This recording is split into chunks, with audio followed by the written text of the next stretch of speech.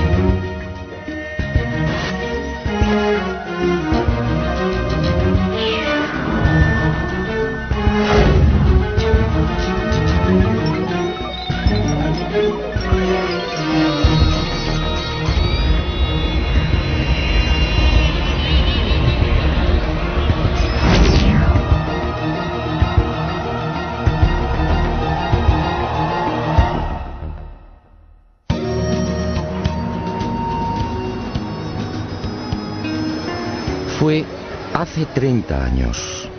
Aquí en Perú recibí el bautismo de fuego como investigador.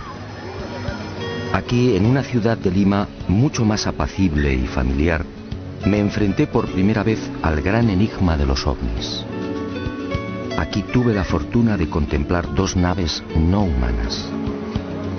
Y aquí, justamente, supe de otros formidables misterios. Las pistas de Nazca, las piedras grabadas de Ica y el candelabro de Paracas, entre otros.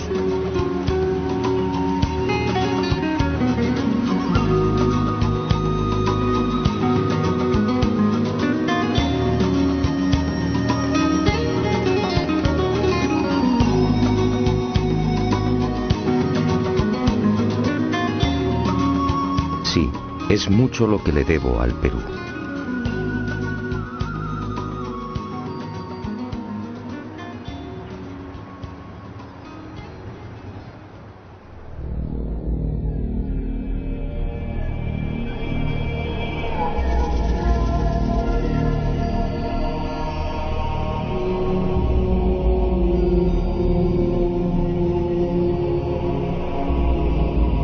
El candelabro de Paracas. Hace 30 años nadie supo darme razón del porqué de este gran tridente. Hoy la situación es la misma. Nadie sabe. Sus medidas son espectaculares. Longitud máxima 183 metros. Anchura de los brazos 3.2 metros. Profundidad de los surcos entre 1 y 1.2 metros. Y en la base un rectángulo de 20 por 14 metros.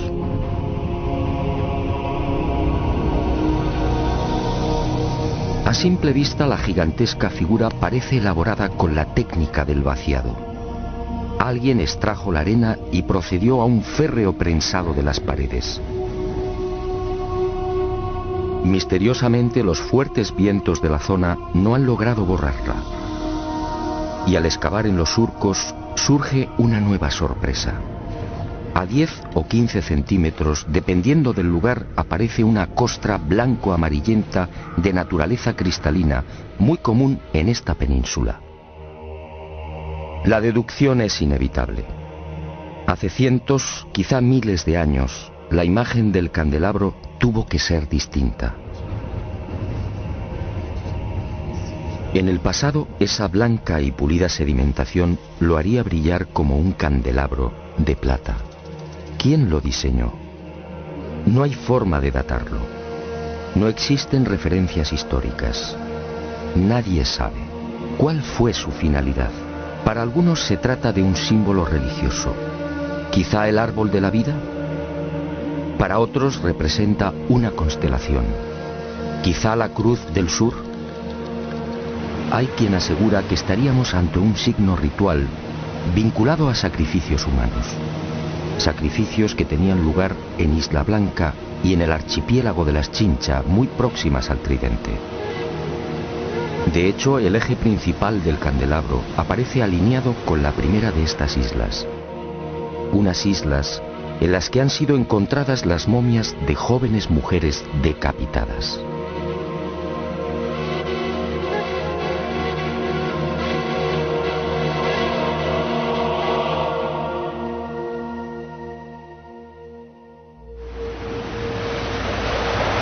Para la mayoría de los estudiosos del candelabro, estas explicaciones son dudosas. Hay algo, sin embargo, en lo que todos coinciden. Por sus dimensiones y la estratégica ubicación sobre el acantilado, con una inclinación de 40 grados en relación al mar, el gran tridente parece dibujado para ser observado a distancia. En los días claros, la figura puede ser contemplada a 20 kilómetros. ¿Se trata, por tanto, de un especialísimo faro? ¿Estaríamos ante una señal indicadora? Sinceramente, no hay forma de saberlo. El eje central y principal del tridente señala al sur, exactamente al rumbo 180 grados. En otras palabras, es falso que el célebre candelabro de Paracas esté orientado hacia los míticos y sagrados lugares de Cusco, Machu Picchu, Tiahuanaco o Nazca.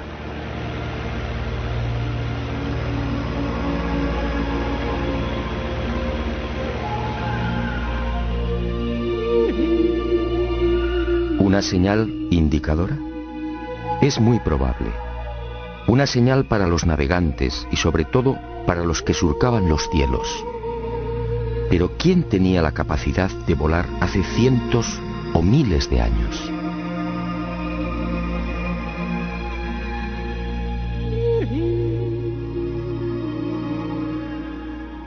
La pregunta parece absurda. ¿Quién podía volar en la antigüedad? Para la ciencia está muy claro. Ningún ser humano tenía la capacidad del vuelo hace miles de años. Yo, en cambio, no estoy tan seguro. Sígame y le mostraré algo desconcertante.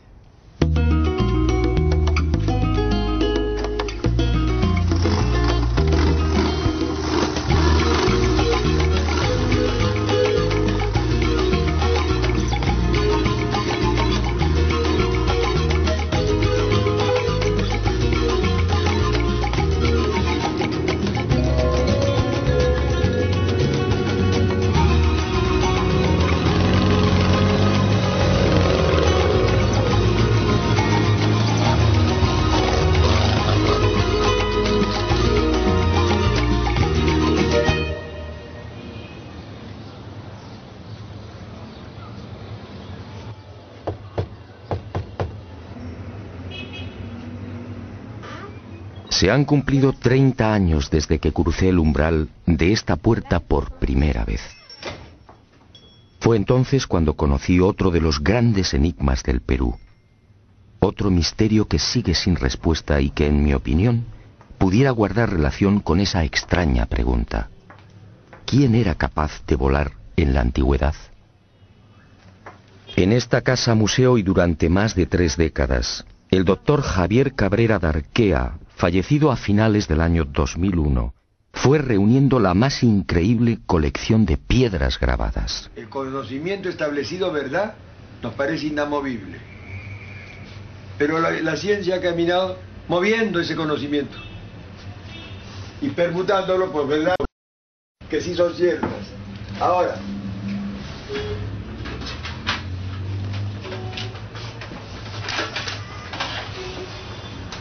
esos instrumentos que ha visto ahí. Ahí está. ¿Como de hueso, claro? Hueso humano, tibia humana. 11.000 piedras de todos los tamaños, con unos altorrelieves asombrosos. Toda una biblioteca lítica desenterrada en el vecino desierto de Ocucaje. Todo un tesoro arqueológico que, al parecer, le fue suministrado por los indios.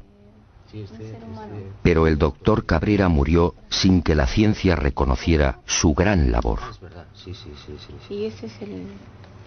Lo mismo que salió en Japón, salió acá en Paracas. Ah, sí, es verdad, sí, los seres que llevaban como una... En las piedras aparecen unos hombres realmente singulares. Son representados con grandes cráneos y con manos de 4 dedos, siempre sin pulgares. ¿Quiénes son estos seres?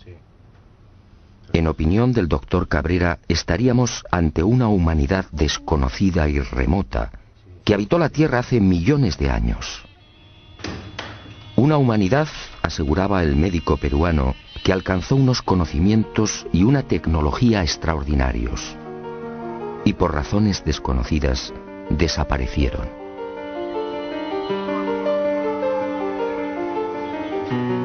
Pero antes de extinguirse, esta supuesta humanidad dejó un legado.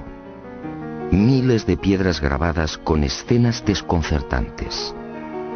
Según Cabrera, se trataría de una síntesis de su historia y de su sabiduría. Veamos algunas de estas increíbles secuencias. ¿Trasplantes de órganos? ¿Un trasplante de corazón en la antigüedad? ¿Una intervención en el cerebro?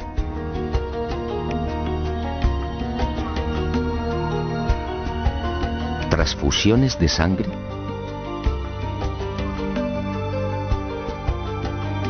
¿Cesáreas hace millones de años?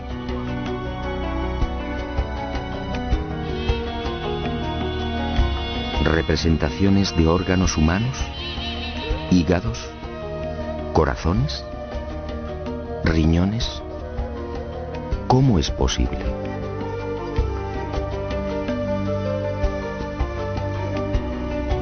¿Continentes hoy desaparecidos?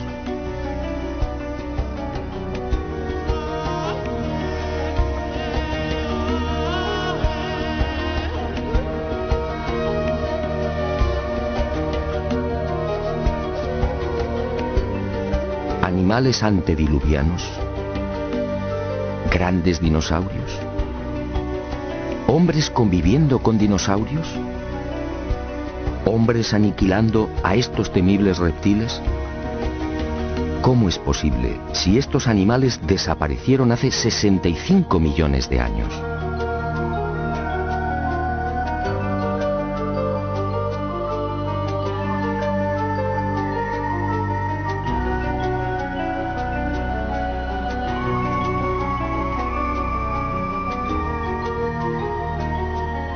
¿Canguros en América?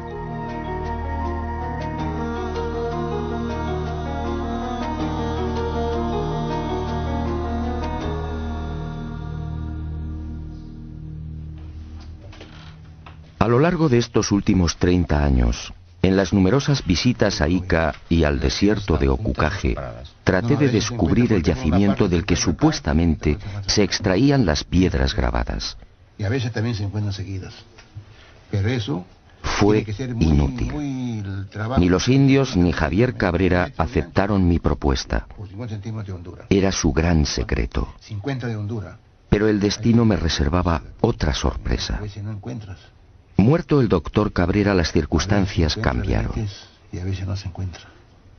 Y Basilio Uchuya, el hombre que proporcionó más de 11.000 piedras al médico de Ica, quizá teniendo en cuenta mi fiel amistad hacia Cabrera, me sorprendió en esta oportunidad con una insólita noticia. Si lo deseaba, podía acompañarle hasta uno de los yacimientos. No podía creerlo. ¿Penetrar en el desierto y extraer las célebres piedras grabadas? Una operación así podía despejar de una vez por todas el espinoso y polémico asunto de la autenticidad de la biblioteca lítica.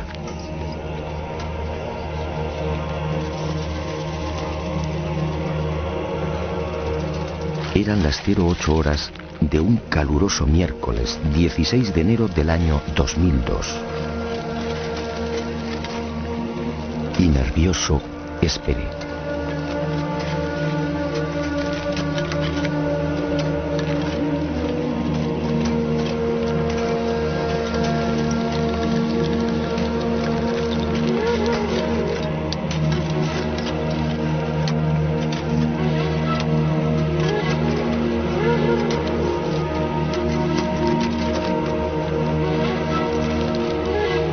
45 minutos más tarde, el corazón me dio un vuelco.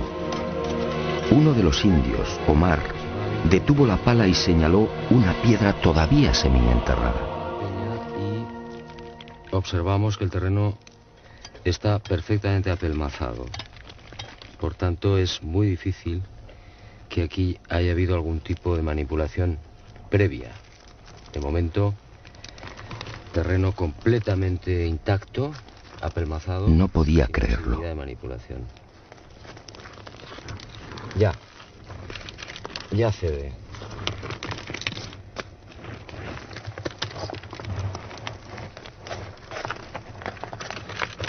Es pesada, grande, de unos 30 centímetros y probablemente de unos 5 kilos de peso por lo menos. Y le corta la cabeza.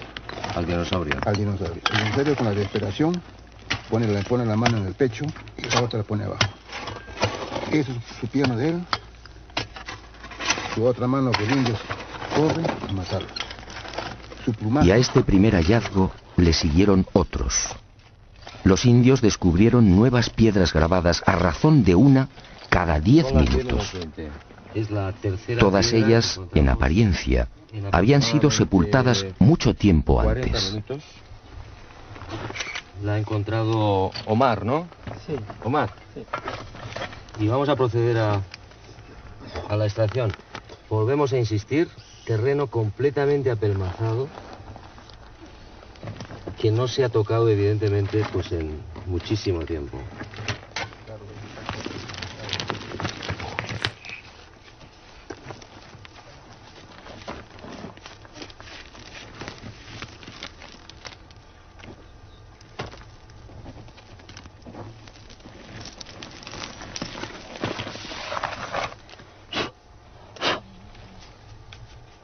Y se bota.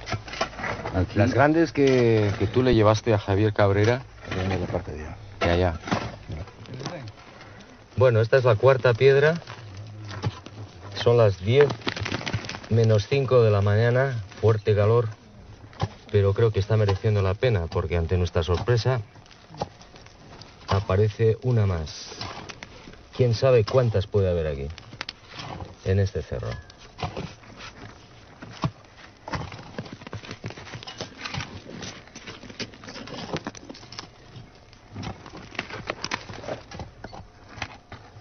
Hoy, 16 de enero del año 2002, a las 10 de la mañana, en pleno desierto de Ocucaje, Basilio Uchuya ha accedido a llevar por primera vez a un equipo de televisión hasta uno de los yacimientos de las célebres piedras grabadas de Ica.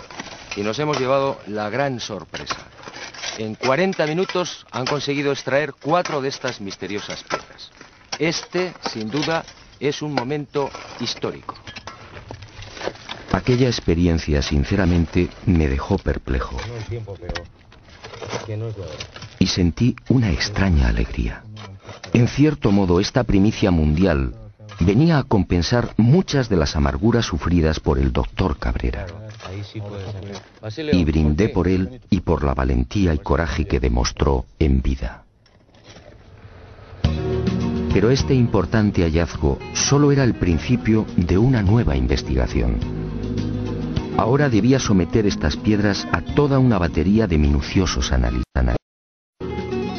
¿Se trataba de grabados antiguos? ¿Estábamos ante una humanidad perdida y remota? Y el enigma de Ica se oscureció mucho más. ¿Quién podía volar en la antigüedad? En la biblioteca lítica de Ica aparece grabado con nitidez: hombres prehistóricos volando sobre grandes pájaros. ¿Los domesticaron? ¿Se trata de gigantescos reptiles voladores? ¿Y qué decir de estos pájaros de aspecto mecánico? ¿Qué quisieron representar? Y cuerpo humano. Entonces, un momentito. Ni qué decir tiene que la arqueología oficial no acepta las teorías y conclusiones del doctor Cabrera de Arquea. Para la ciencia, la humanidad, nuestra humanidad, es la única. Y ceñidos a esta premisa, los arqueólogos peruanos se niegan incluso a examinar las piedras grabadas. Poco importa que los informes solicitados en su día por el doctor Cabrera a diferentes laboratorios revelen una misma y antiquísima pátina en la totalidad de las piedras. Que es curvo, que es limitado.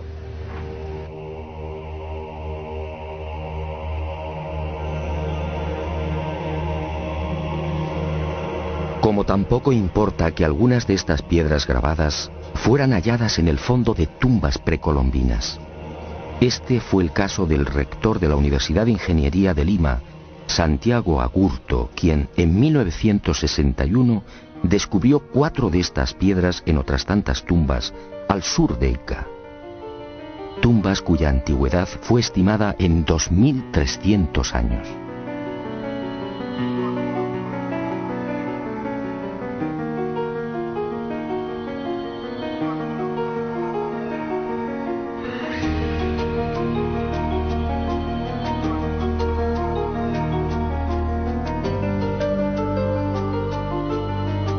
A mi regreso a España, como dije, varias de las piedras grabadas desenterradas en mi presencia fueron enviadas a 5 laboratorios pertenecientes a 4 universidades españolas y una canadiense. Aunque los estudios no han concluido, los primeros análisis arrojaron el siguiente resultado. En algunas de las piedras, las zonas grabadas presentan una oscura pátina, consecuencia muy probablemente de un largo proceso de oxidación natural. En palabras sencillas, esos grabados no son recientes. Pero otros estudios en otras piedras han puesto de manifiesto que las incisiones presentan una clara factura moderna. Los grabados habrían sido ejecutados con medios mecánicos motorizados. En suma, según estos análisis, y por ahora, algunas de las piedras extraídas del cerro serían recientes y otras antiguas. El enigma, por tanto, sigue en pie.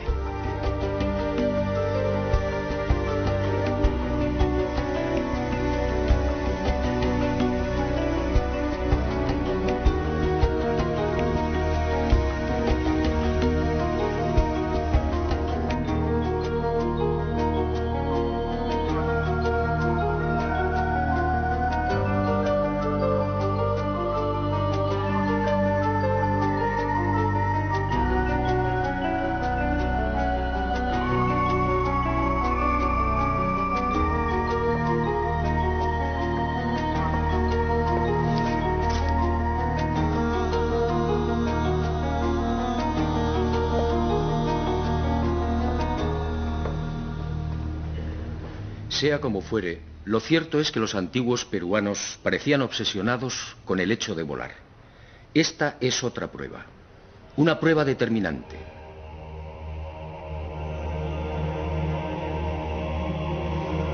Huaco perteneciente a la cultura mochica, según los expertos fabricado hace 2000 años. Un hombre con alas. Unas alas claras y nítidas, sujetas al pecho con sendas correas. Para los arqueólogos se trataría de una especie de mensajero. Y me pregunto, ¿un mensajero con alas provistas del correspondiente arnés? ¿No es más lógico pensar en la representación de un hombre que podía volar? Más aún, si los antiguos peruanos obviamente no estaban capacitados para practicar el vuelo, ¿no serán estos huacos y pinturas el recuerdo de otros seres que sí podían hacerlo?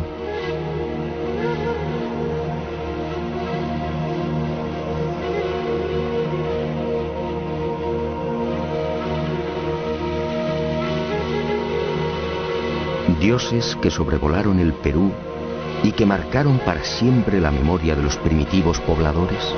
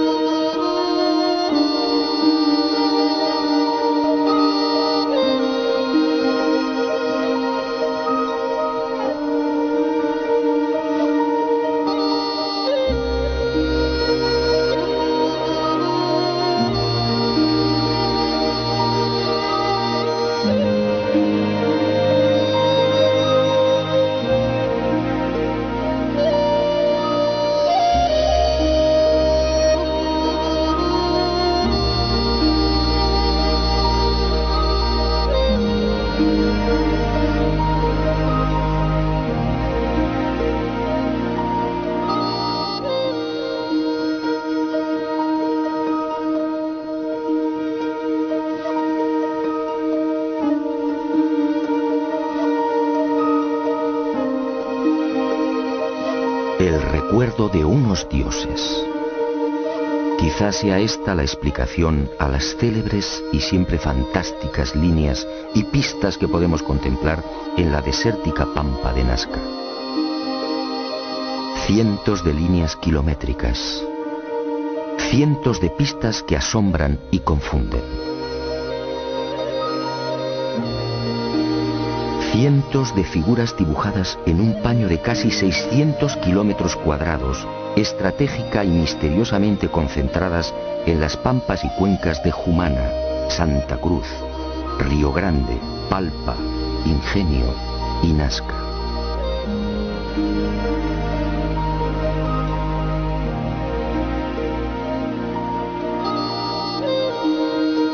Una formidable obra desarrollada quizá como homenaje, quién sabe si como reclamo, a esas criaturas que hace cientos o miles de años surcaron los cielos del Perú.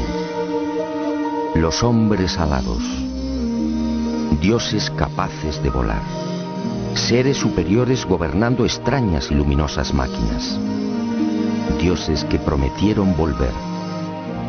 Y los hombres ansiosos plasmaron sus deseos en la tierra, dibujando grandes figuras, unas figuras solo visibles desde el aire, unas figuras mitad oración, mitad grito.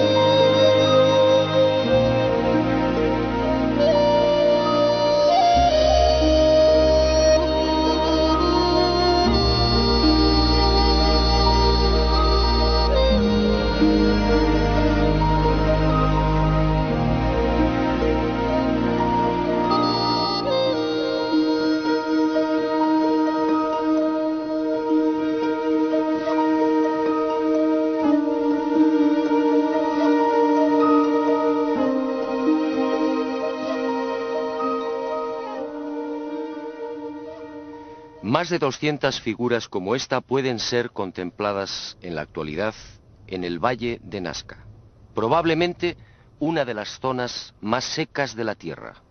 Aquí no llueve nunca, o casi nunca. La corriente de Humboldt en las costas del Pacífico, 3 grados por debajo de la temperatura del aire, es la responsable de esta extrema aridez. El índice de precipitaciones es realmente angustioso. apenas 1 centímetro cúbico al año. Y esas pocas gotas de agua se reparten en unos 30 minutos cada 2 años.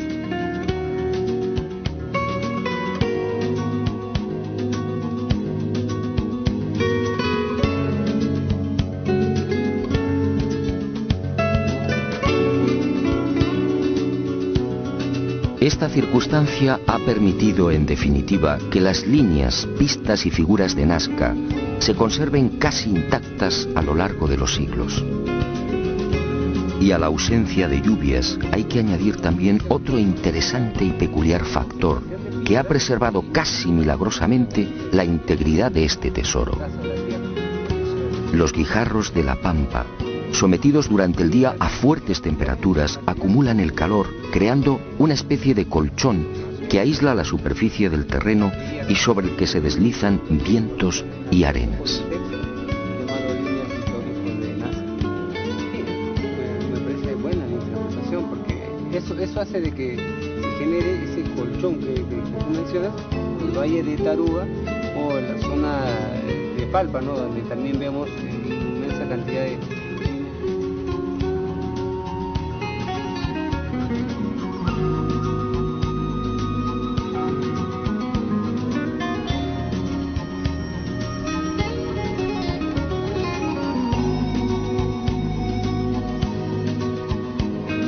Amparados en estos dos importantes hechos, los creadores de las figuras y pistas solo tuvieron que proceder al barrido de la pampa para formar los dibujos. Al rayar la rojiza superficie del desierto, rico en hierro, aparece de inmediato una blanca capa de sílice, y el contraste de colores da vida a los formidables geoglifos. Los últimos estudios de datación, en especial los llevados a cabo por Percy Clarkson y Harry Hurton de las universidades de Winnipeg, en Canadá, y Nueva York, respectivamente, fijan la antigüedad de estos geoglifos en unos 500 años antes de Cristo.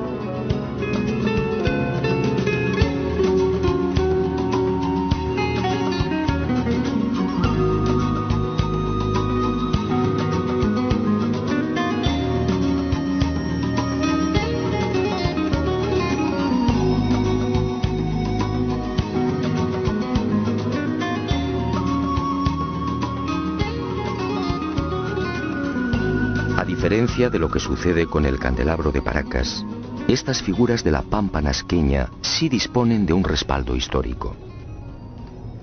Cieza de León, que acompañó a Pizarro por el Perú a finales de 1537, fue testigo de excepción de estos signos. Así los califica. Signos en algunas partes del desierto que circunda Nazca. Y añade en sus crónicas que dichos signos eran tomados como caminos a seguir por las comunidades indias.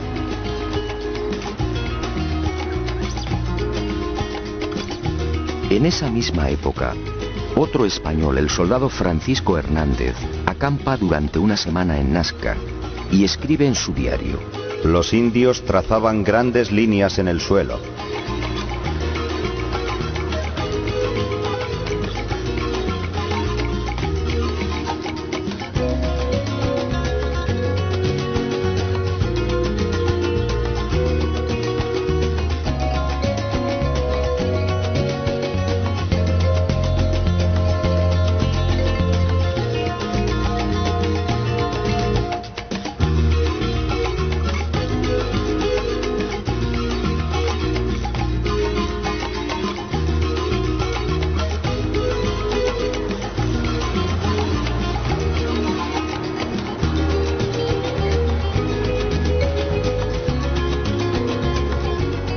Después, en 1586, el corregidor Luis de Monzón se dirige al virrey Toledo y le relata la siguiente historia.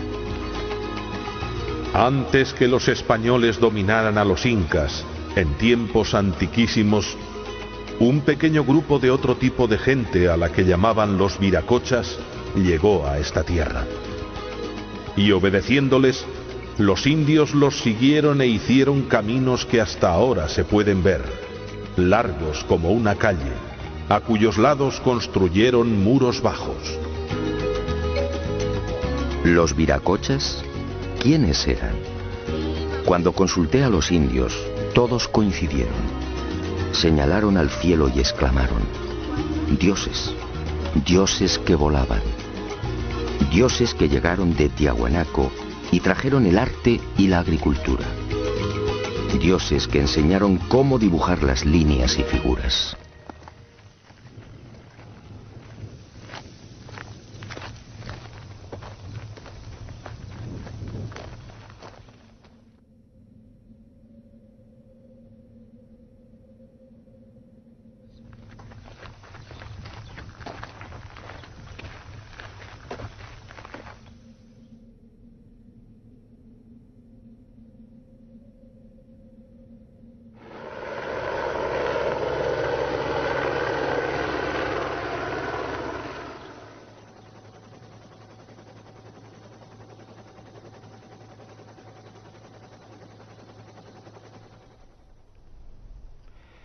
Pero además de estas célebres figuras, los antiguos pobladores de la Pampa crearon otros símbolos no menos misteriosos. Unos dibujos que voy a ofrecerle en primicia. Sígame y juzgue por sí mismo.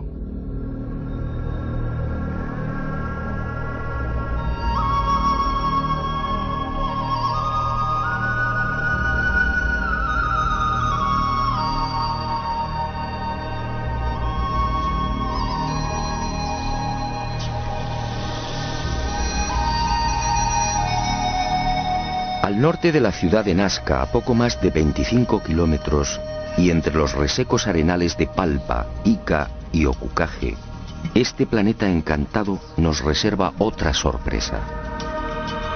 Decenas de geoglifos desconocidos.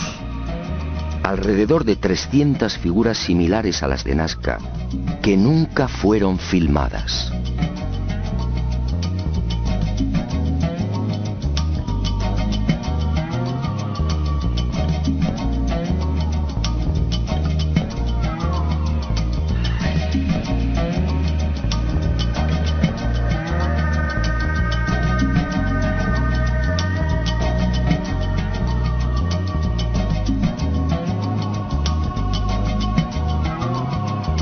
La huella de la serpiente. Más de 10.000 orificios de 1 metro de profundidad y 90 centímetros de diámetro que trepan por laderas y cerros. Nadie sabe qué significan.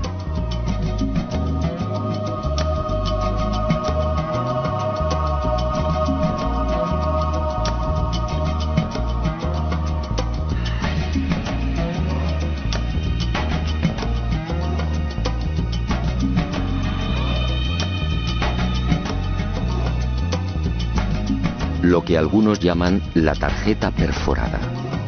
Otra enigmática sucesión de puntos en forma de aspa, excavados a lo largo de 15 columnas o líneas paralelas. ¿Se trata de un sistema de navegación aérea? Nadie lo sabe. El gigante de cabeza cuadrada. Otro ser enigmático coronado con plumas o antenas. Una figura antiquísima, probablemente de mayor antigüedad que las de Nazca, que levanta